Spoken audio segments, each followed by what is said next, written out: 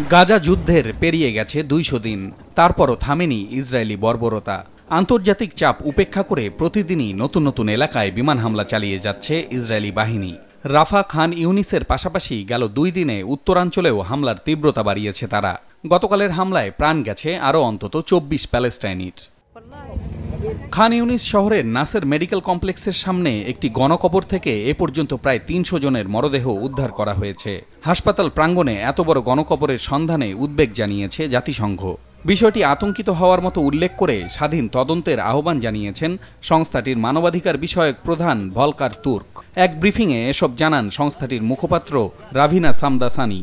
We are horrified also by the destruction of An-Nasr Medical Complex and Al-Shifa Medical Complex and the reports of the discovery of mass graves in and around facilities. And we call for independent, effective, transparent investigations into the deaths.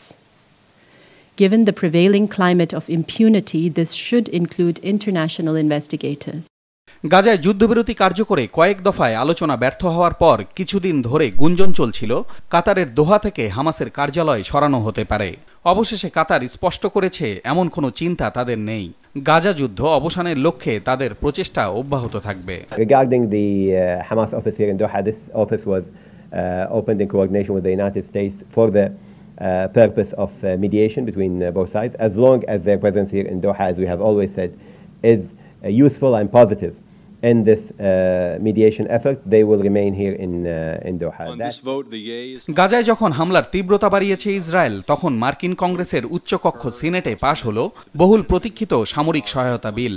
গতরাতে Ukraine, Israel ও তাইওয়ানকে সামরিক সহায়তা দিতে $9,500 কোটি প্যাকেজটি ৭৯-১৮ ভোটে সিনেটে পাশ হয়।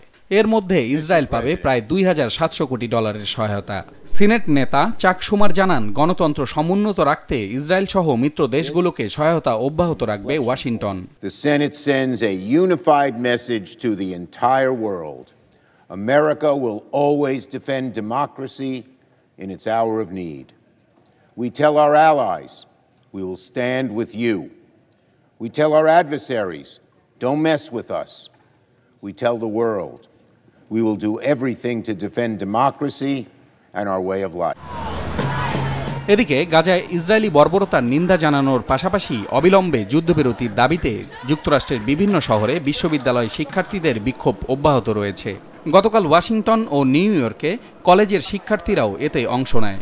New ইয়র্কের ব্রুকলিনে গাজায় যুদ্ধবিরতির দাবিতে সমাবেশ করেছে যুক্তরাষ্ট্রে বসবাসরত ইহুদিদের সংগঠন Jewish Voice for Peace. Palash Ranjan Roy, Maasranga news desk.